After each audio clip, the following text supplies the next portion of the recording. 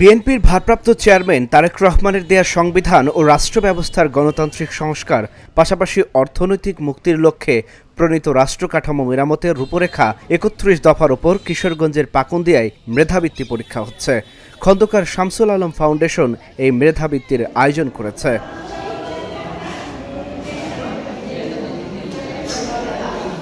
এতদিন সবাই ৩১ দফার কথা শুনলেও বাস্তবসম্মত জ্ঞান অর্জনের জন্য প্রণীত ৩১ দফার ওপর গবেষণামূলক ব্যতিক্রমী এই পরীক্ষার আয়োজন করা হয়েছে। এই পরীক্ষায় প্রায় ১০,০০০ শিক্ষার্থী অংশগ্রহণ করেছে। তারা বলছে এই ৩১ দফা দেশের জন্য কতটা গুরুত্ব বহন করে সেটি তারা গবেষণার পর উপলব্ধি করতে পেরেছে। এই পরীক্ষাটা দিয়ে আমরা অনেক ভাগ্যবান হয়েছি যে তারেক রহমান এমন উদ্যোগ নিয়েছেন, এতে দেশের অনেক উন্নতি হবে। এজন্য আমরা সবাই তারেক রহমানকে অনেক ধন্যবাদ জানাই। আমাদের এই উপজেলা এটা প্রথম করা হয়েছে। আমরা কোনো জায়গায় শুনি না যে এরকমভাবে কোনো একটা পরীক্ষা নেওয়া হয়েছে। আজকের পরীক্ষাটা অনেক ভালো হয়েছে। আর একটা ছোটতে বই দিয়েছিল, সবাই শিখে ফেলছে। পরীক্ষাটা সবারই ভালো হয়েছে। মানবাধিকার, তারপর বাংলাদেশকে শেখ হাসিনা স্বৈরাচার ধ্বংস করছে, বাংলাদেশকে কীভাবে ঠিক করবে, এরকম আরও অনেক কিছু, পুলিশ সব কিছু আইন নিয়ম কারণ কীভাবে ঠিক করবে, সব কিছু এই বইটার মধ্যে ছিল এবং এগুলি আমাদের পরীক্ষার মাঝে আসছে। তারেক রহমানের দেয়া ৩১ দফায় আছে দেশ ও দশের মুক্তি। পরিপূর্ণ বাস্তবায়ন সম্ভব হলে ঘুরে যাবে দেশের চাকা। তাই এমন আয়োজনে নিজেদের সমৃদ্ধ মনে করছেন পরীক্ষার্থীরা। ৩১টা দফায় আমার ভালো লেগেছে, কিন্তু তার মধ্যে সবচেয়ে ভালো লেগেছে যে আমাদের দেশনায়ক তারেক রহমান বলেছেন ধনী দরিদ্র গরিব টরিব কেউ নেই, আমরা আমাদের নিজের মেধার অনুসারে চাকরি পাবো এবং সকলেই তার নিজ নিজ যোগ্যতা অনুযায়ী কর্মসংস্থান পাবেন, যা আমরা পূর্বে পেতাম না। আজকে আমরা ৩১ দফার পরীক্ষা দিয়েছি। এর মধ্যে ৩১ দফার মধ্যে অনেকগুলোই দফা রয়েছে।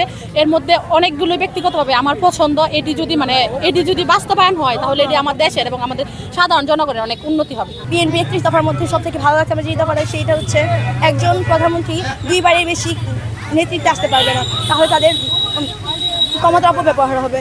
এই জিনিসটা আমার কাছে খুবই ভালো লাগছে। এই গবেষণাধর্মী পরীক্ষায় অংশ নেওয়া সেরা ৬০ জন পরীক্ষার্থীর জন্য রয়েছে বিশেষ স্কলারশিপ সুবিধা। পাশাপাশি প্রতিটি শিক্ষার্থীর জন্য রয়েছে শিক্ষা সামগ্রী। এমন উদ্যোগকে সাধুবাদ জানিয়েছে অভিভাবকরা। এরকম পরীক্ষা না, এই ফার্স্টে এই পরীক্ষাটা অনুষ্ঠিত হইতে আমি দেখছি।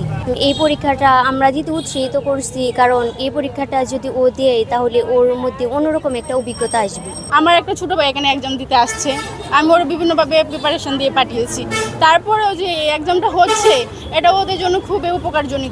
সবচেয়ে বড় কথা হলো তার অভিজ্ঞতা হোক, এত মানুষের ভিতরে যে পরীক্ষাটা দিবে সে বুঝতে পারুক যে আমিও একটা বড় ধরনের একটা পরীক্ষার মধ্যে ধাপে দাঁড়াচ্ছি। আমি মনে করি বিএনপির যারা রাজনীতি করে সংশ্লিষ্ট বড় বড় লিডারের পর্যায়ে আছে, ওনাদের পর্যন্ত ৩১ দফা সম্পর্কে পুরোপুরি ধারণা আছে কিনা আমার সন্দেহ আছে। কিন্তু আমাদের এই যে পাকুন্দিয়া বর্তমানে উনি প্রায় ১২,০০০ উপরে ফর্ম বিক্রি করছে, ফর্ম বিতরণ করছে, প্রায় ১৫,০০০ মতো লিফলেট বিতরণ করছে। তো ১৫,০০০ লিফলেট তো স্টুডেন্টরা পেয়েছে ৩১ দফার। তারেক রহমানের যে ৩১ দফা, এই বিষয়টা আসলে কি, এটা আসলেই তো অনেকেই জানে না। তাই সবচেয়ে সহজ উপায় প্রত্যেকটি স্কুলের কলেজের যে স্টুডেন্টরা যে ৩১ দফা বিষয়ে যে উদ্যোগ নিয়েছে মামুন ভাই, সে উদ্যোগে তারা খুব সহজভাবে এই বিষয়টা জানতে পেরেছে এবং প্রত্যেকটা ফ্যামিলিতেই এই বিষয়টা জানতে পেরেছে। এদিকে আয়োজক ফাউন্ডেশনটির চেয়ারম্যান ও কেন্দ্রীয় যুবদলের সাবেক কর্মসংস্থান বিষয়ক সম্পাদক খন্দকার আল আশরাফ মামুন জানান, রাষ্ট্র মেরামতে বিএনপির দেয়া এই ৩১ দফা কি, কেন এবং কিভাবে বাস্তবায়ন করা হবে, পাশাপাশি বাংলাদেশের প্রেক্ষাপটে এই ৩১ দফা কতটুকু কার্যকর সেটি সম্পর্কে শিক্ষার্থী ও অভিভাবকদের সচেতন করার লক্ষ্যেই এই আয়োজন। আমি গ্যারান্টি দিয়ে বলতে পারি যে আমি পাকুন্দিয়া উপজেলার মানুষের কাছে ৩১ দফাটাকে সম্পূর্ণভাবে পৌঁছাতে সক্ষম হয়েছি।